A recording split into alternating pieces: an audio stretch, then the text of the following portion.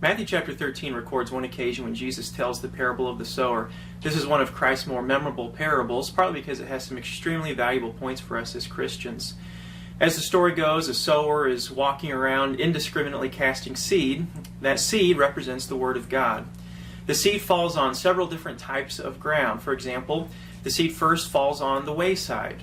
The Word, in other words, falls on a human heart in which there's just no ground for the seed to grow. In other words, that person rejects the Word immediately. Some seed also falls on stony ground. That seed sprouts immediately, but when the sun comes out, the seed immediately is dried up by the sun. The sun is supposed to represent the persecutions or trials that we might experience as Christians. And if we don't have any depth of faith, as Jesus explains in Matthew 13, the Word of God will vanish. It'll dry up because of the lack of faith. Jesus also tells us about how some seed, sometimes the Word, will fall on ground that is full of weeds. And as the Word grows and produces faith in our lives, there'll be different things that start to choke out that faith. The cares of the world, wealth, and other things that distract us from the Christian life. And then there's other times when the Word of God, this seed, will fall on a kind of human heart that is productive, that's fruitful, someone who receives the Word and therefore does good work for God. And I feel like there's several important points that we can make from this. In this situation, the main concern is that of the condition of the human heart. How are we going to receive the Word of God? That's what Jesus is asking. What kind of person am I? Am I the kind of person that's just going to reject the Word of God immediately? There'll be no growth at all. Am I the kind of person that has no depth of faith?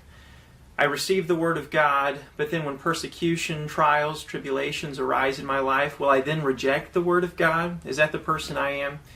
Am I the kind of person that is like the seed that falls among the weeds, where the Word of God grows inside of me, it produces faith, but then when difficulties come along, or distractions come along, like wealth, prosperity, other concerns of the world, then will I give up on my faith? Or will I be the kind of person that receives the Word of God, faith is produced, and then I produce fruit for God? And I believe that really in this situation there's some self-reflection that's supposed to go on. What kind of person am I? Think about what the Apostle Peter says. This is over in 1 Peter chapter 2, verse 2.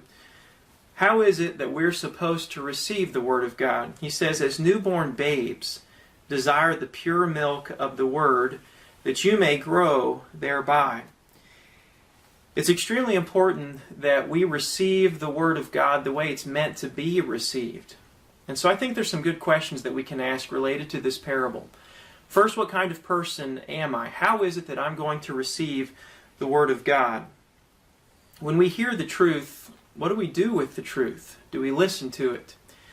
Where Jesus leads, are we willing to follow? And another good question is, what kind of obstacles exist in competing with our faith?